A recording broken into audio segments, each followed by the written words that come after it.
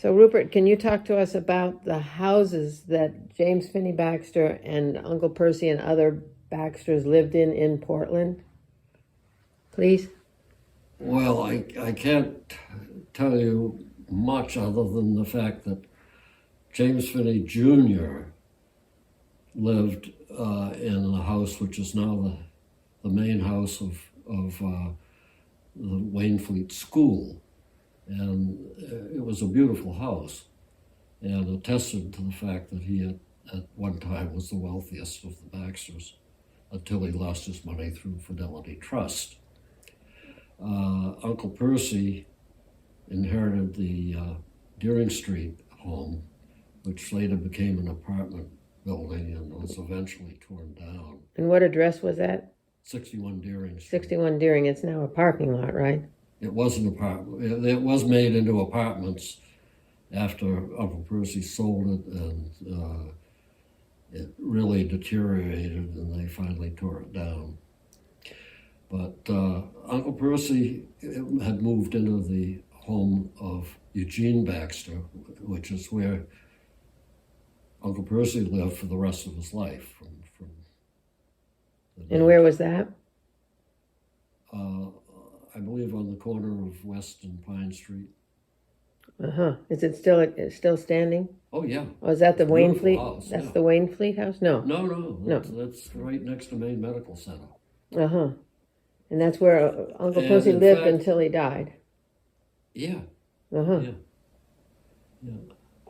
But Uncle Percy and his father developed a substantial real estate business, and he owned according to my father, over 1,000 properties in Portland, and was the largest taxpayer in Portland for many years. Uncle Percy was? Yeah, Uncle Percy was during the 30s. So it's said that, or thought that Uncle Percy got his money from James Phinney Baxter because he cared for James Phinney Baxter, and James Phinney Baxter gave the substantial of his inheritance, of his fortune when he died to Percy, and that was how Percy got his wealth. He didn't. Yeah, Uncle Percy already owned it because he and James Phinney Sr. Developed this real estate business, and it was largely in later years. It was largely Uncle Percy who was doing the footwork. And they were in business together. They were in business together, and those properties all went to Uncle Percy, and they didn't derive from the canning business at all. So I think it's not accurate to say that because he was the heir to a canning fortune, he had nothing to do with the canning. And I've heard that you've said that some money came to Percy through his mother. That's correct. Yep. So who was that? And his mother was Mehitable Proctor. Mehitable Proctor. And she had a substantial... Well, she had reasonable. You have to put things into context. In 1900, a dollar was worth what approximately today would be $20 to $30, maybe more. So if you had $100,000, you were wealthy, very wealthy.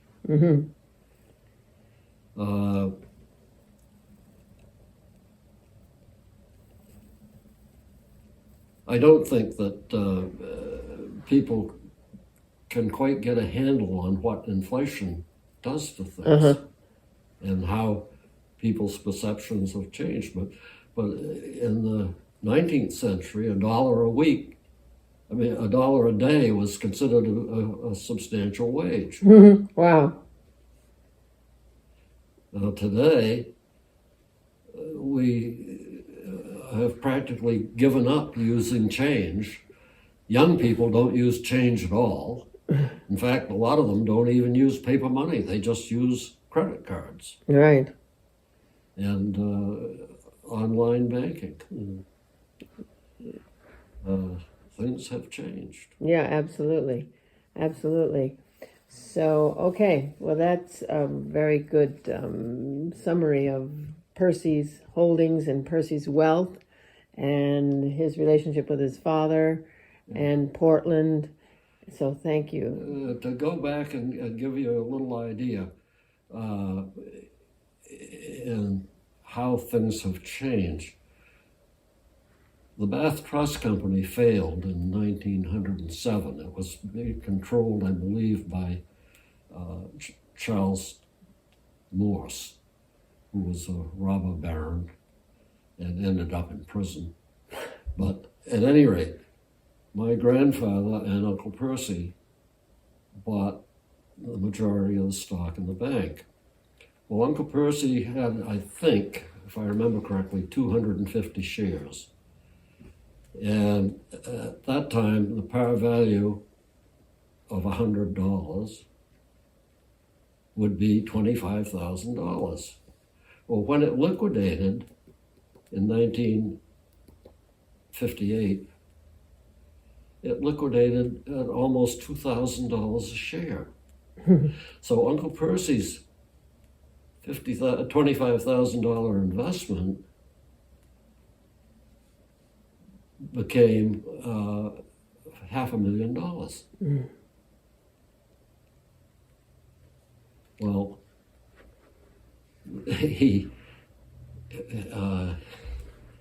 just, what was a fortune in 1900 doesn't sound realistic today, and people don't understand that what inflation did. Mm-hmm. So which bank was that? Was that the Bath Trust Company. Bath Trust Company.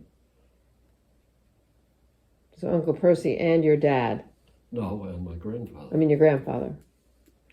My mother had some stock in it, but my father never did.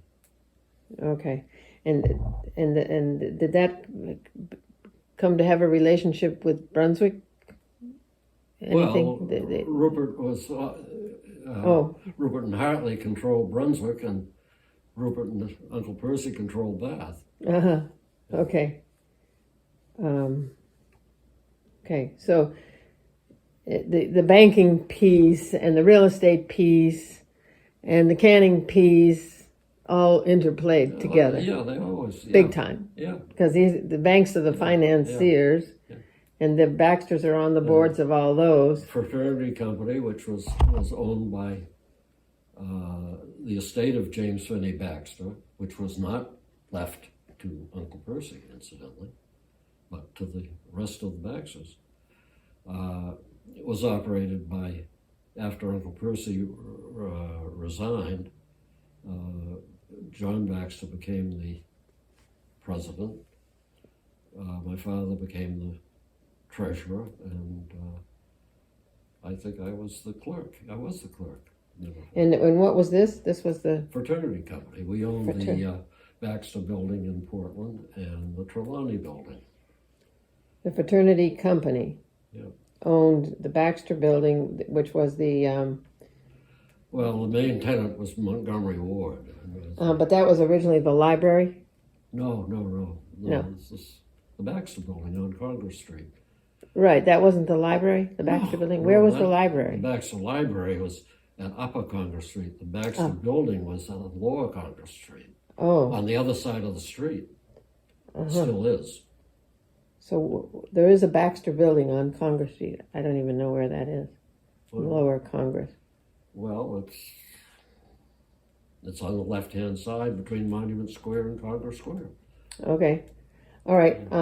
So Fraternity Company owned the Baxter Building and what other building? Trelawney Building. Yeah.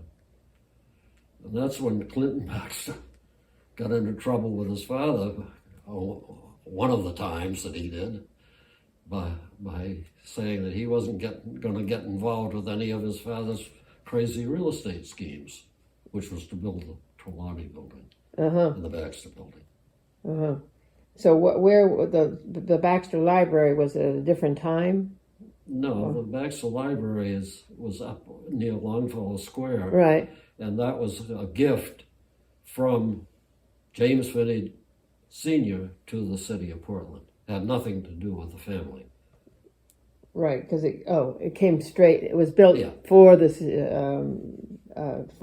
of Portland straight away. Yeah. Had nothing to do with the family. And the Baxter building and the Trelawney building were Baxter owned buildings. And I liquidated the fraternity company and well, it was after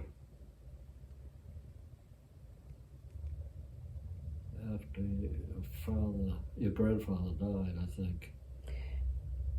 So and the fraternity company managed James Phinney Baxter Sr.'s estate? No, James Phinney Baxter Sr. The estate owned the majority of the stock in the fraternity company. And that continued, the estate continued till 2002. I was a trustee along with your uncle Hartley and James Phinney Baxter IV, and later with Eric when Hartley died. And it was after. So was John L. part of that? No, because John L. Sr. was. Yeah, John L. Sr. So he was part of it before he died. Yeah. And then Hartley became the trustee after he died. Yeah, because Dad was gone to Oregon probably, or not. Yeah, he was on. Okay, then Eric. So that was the fraternity company, or that was the trustee of the estate? The estate of James Phinney Baxter Sr. It ran until 2002, till my mother died. She was the last heir. And then the estate was distributed. Right, I remember that. Because my dad got some, my grandfather got some. So 2002. My grandfather died. 2002, after death of Mary. The estate was distributed. Estate distributed. So what happened to the fraternity company in the Baxter building in the Trelawney? Well, the fraternity company, we sold the Trelawney building, I think around 1967 or 68. It was just before Uncle Percy died, anyway. Or not long before he died. And then all their assets were in the form of stock at Boston Safe. And we liquidated fraternity company. What year?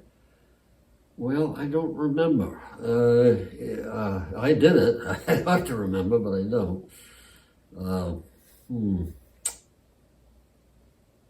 I think it.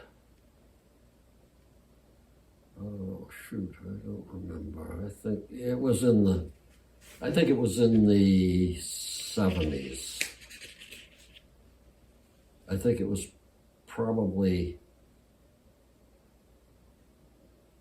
around 1975 or so. At any rate, Uncle Percy had died, and he had left his stock 200 shares apiece to each of Ellen Moyer, Aunt Lydia, my mother, John Baxter Sr., and James Phinney Jr. James Phinney III. Those were the only people that received substantial amounts from Uncle Percy. And Ellen Moyer was who? Clinton Baxter's daughter. Clinton. And Lydia was My aunt, Rupert Baxter's daughter. who? Rupert? Yeah.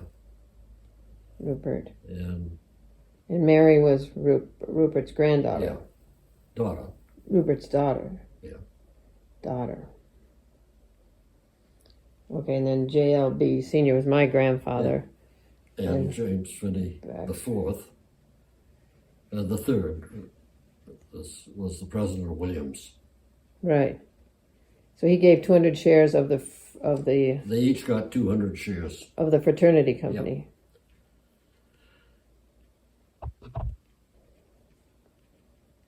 In his will. Yeah. And then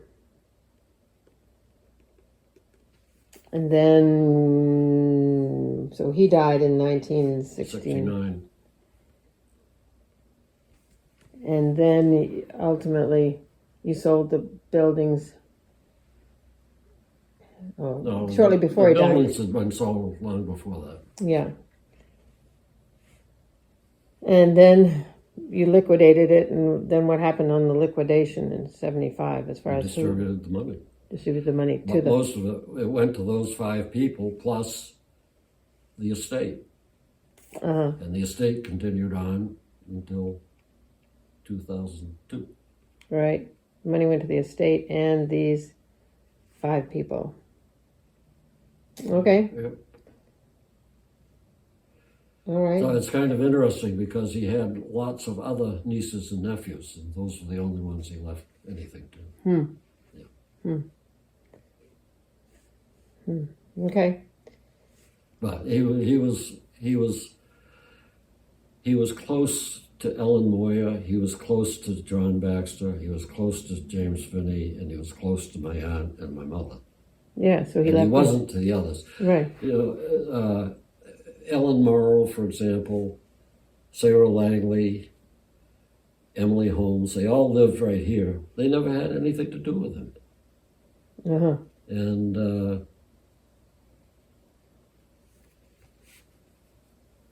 let's see. It's kind of curious, come to think of it, because he didn't leave anything to Clara Hughes. He didn't leave anything to the Tomlinsons, heirs. And he didn't, well, and he did leave it to Ellen Moyer. That was it. But, you know, Ellen Moyer, I think, was fairly close to him, and she lived in Portland, or Cape Elizabeth, and I think she probably had him to dinner, and, you know, things like that, and maintained contact with him. And my aunt and my mother and John Baxter and all, they paid attention to him to some degree, and he recognized that. Cool. Okay. I guess I'll come in and just so people know who I am. Yep.